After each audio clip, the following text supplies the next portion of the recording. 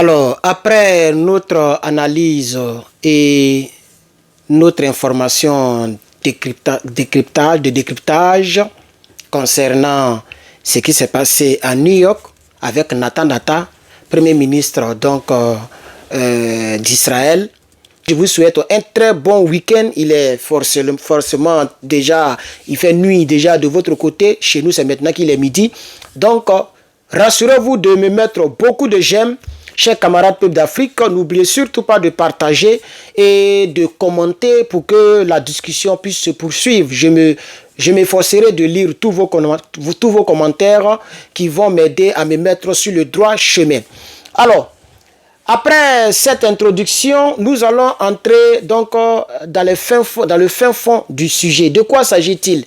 Chers camarades peuple d'Afrique, nous sommes toujours aux États-Unis puisque Nathan Nata a parlé donc depuis les États-Unis, New York. Cette fois-ci, nous sommes à Washington. Le président américain, je ne vais pas dire son nom parce que nous sommes vraiment, on nous fatigue. Donc, on va simplement dire le président américain, voilà, a reçu celui donc de Ukraine. Et il a donné des garanties à Ukraine comme quoi Kremlin ne gagnera jamais cette guerre. Ça, c'est la garantie de manière officielle qui a été donnée à Volodymyr. Voilà. Volodymyr a reçu cette garantie de la part du président de l'oncle Sam, disant que ne vous inquiétez pas, les gens là ne gagneront jamais cette guerre tant que nous vous soutenons. Voilà, mais nous avons dit que ils sont partis avec une petite somme. Je suis obligé de faire la vidéo de manière vraiment bizarre parce qu'on nous empêche. Jusqu'à présent, l'autre vidéo est en révision. Donc, je ne sais même pas quel mot je vais employer, chers camarades. Je ne sais pas si les gens ne veulent pas que les Africains se prononcent sur leur sujet. Je ne sais pas. Pendant que eux, ils se prononcent sur nos sujets. C'est ça qui est la triste réalité. Et moi, je suis ici. Je suis aux États-Unis. Pourquoi on m'empêche de parler? Mais je vais quand même faire l'effort. Donc, le président américain a donné des garanties à Volodymyr que, voilà, tonton Vlad ne pourra rien faire devant eux. Ne pourra jamais gagner, le bamoussage là-bas. Mais si le gars dit que, comment nous pouvons interpréter cela? Donc, ils veulent dire quoi? Que c'est l'Ukraine qui va gagner devant ceux-là. C'est ce qu'ils veulent dire. Parce que quand nous dit que ceux-là ils peuvent jamais vous gagner, donc, qu'est-ce que ça voudrait dire? Que, ok, l'autre côté vont gagner, que Kiev va gagner. Est-ce que Kiev peut gagner devant Kremlin? C'est ça la question que je me pose au fait. Quand vous donnez des garanties à ce comédien président-là qui vient pour prendre des milliards, dont les milliards ont vraiment régressé, de 60, de 50, de 40 milliards, il va se retenir avec 8 milliards de dollars. Donc vous voyez que vous n'allez pas me dire que les Américains n'ont pas les Américains n'ont pas l'argent pour donner à ce gars-là. Ils ont l'argent, mais la somme ne fait que diminuer. Mais au plan militaire, au plan moral, le président américain a donné des garanties comme quoi ils vont souder le derrière de ce gars pour ne pas que que Kremlin gagne les élections, les trucs. Je dis les élections maintenant. Que Kremlin gagne le truc. Alors, si on donne des garanties à ce gars-là que Kremlin ne peut jamais gagner, qu'est-ce que les gens veulent dire? Que c'est Kiev qui va gagner? C'est ça la question que je voudrais me poser, chers camarades. Kiev pourrait gagner? Donc, de manière officielle, l'ordre n'a pas été donné à Kiev de frapper en profondeur de l'autre côté. Voilà, parce que c'est pour ça même que le gars s'est déplacé. C'est vrai, il s'est dit que quand je me déplace, que je vais à l'autre côté, dans le pays de l'oncle Sam, on me donne beaucoup de milliards. Donc, il s'attendait à pouvoir empocher beaucoup d'argent. Mais il était parti pour présenter son plan militaire. Je vous ai dit qu'ils ont échoué, que donc les Américains sont fâchés. Il y a même l'ambassadeur de l'Ukraine du côté de Pennsylvania qui a tous les problèmes, puisqu'ils ont permis aux gars de rentrer dans une base de l'armerie américaine pour pouvoir signer sur les obus, etc. Et donc, le Congrès, les représentants, la maison des représentants n'a pas aimé. On en a parlé hier. Pour ceux qui n'ont pas regardé, alors faites tout pour regarder cette vidéo. Plusieurs détails ont été donnés. Mais dans le cadre de cette vidéo présente, je pose la question. Qu'est-ce que le gars veut dire? Que c'est Kiev qui va gagner? Ou bien ça sera prolongé jusqu'à quand?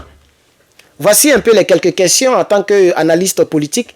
Voici les quelques questions que j'aimerais essayer de comprendre avec vous, chers camarades. C'est tellement simple. Vous savez, le gbambougoussage, pour ne pas dire le mot où il y a G-E-U-R-R-E là, pour ne pas prononcer ce mot-là, puisque maintenant nous resterons, nos vidéos ne passent plus presque. Je vais voir si d'ici 1 heure encore, ils vont relâcher l'autre vidéo là, voilà, pour que les vidéos soient en ordre, parce que je n'ai pas envie de poster celle-là tant que l'autre n'est pas encore public, donc c'est bizarre.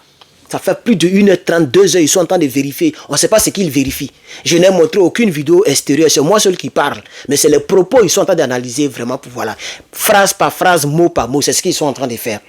Voilà. Il y a certains noms, quand tu prononces, ça vient. Et l'autre vidéo, il a prononcé tous les mots tels qu'ils sont. Vous voyez? Et peut-être que c'est pourquoi cette vidéo, ils sont en train de la mélanger comme ça pour tromper un peu l'algorithme. Alors donc, c'est ce que je veux comprendre.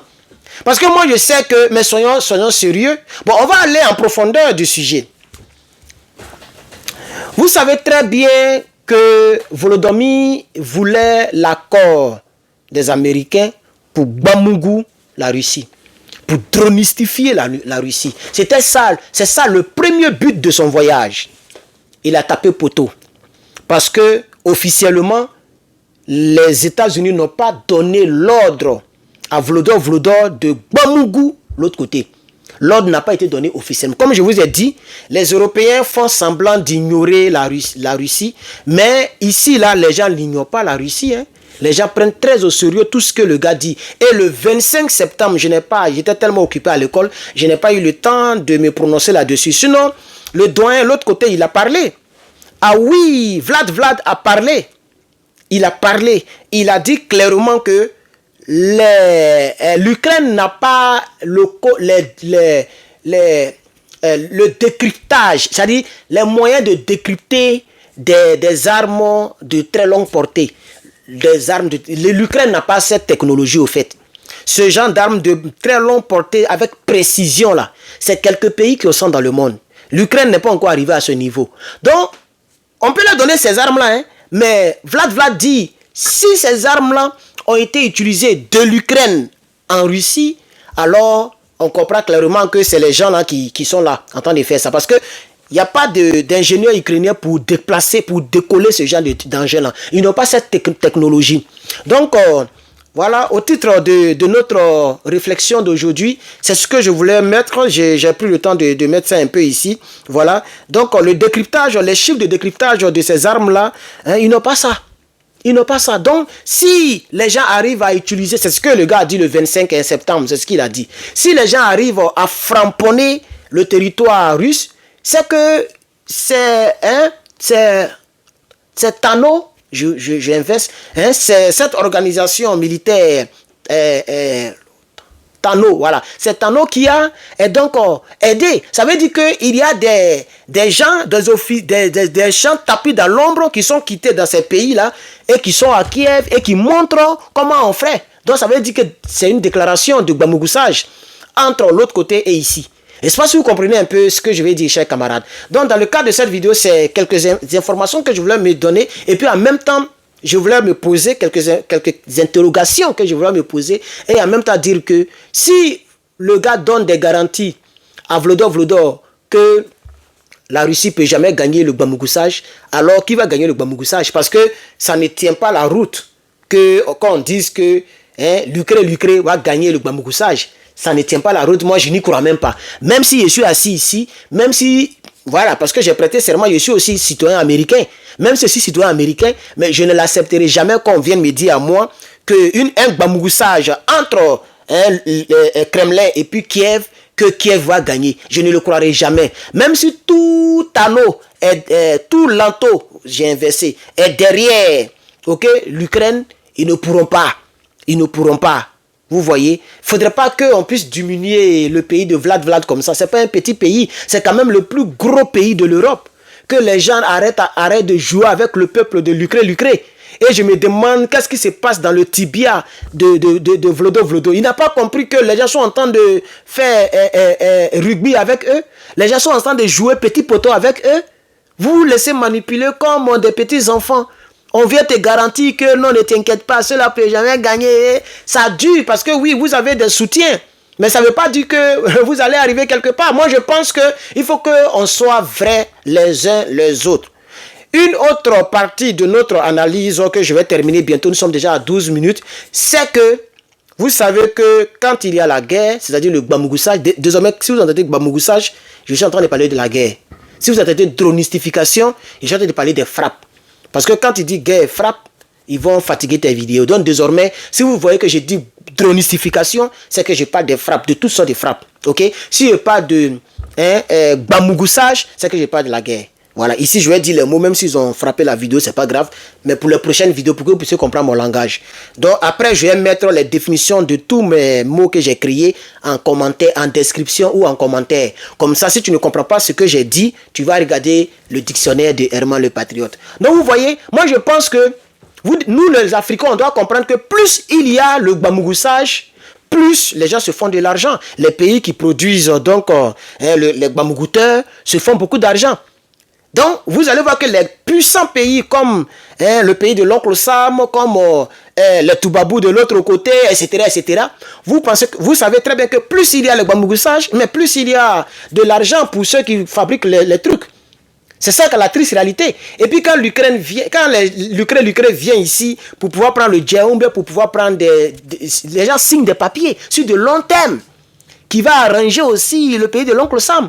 Donc, voilà, je pense que c'est les populations de l'Ukraine devaient comprendre ça et puis peut-être essayer de faire quelque chose. Ou bien que le monde prie pour que Donald puisse gagner. Comme ça, on va voir si comment il nous a promis que dès qu'il vient, il va arrêter les hostilités un peu partout. Donc on va voir comment il va faire.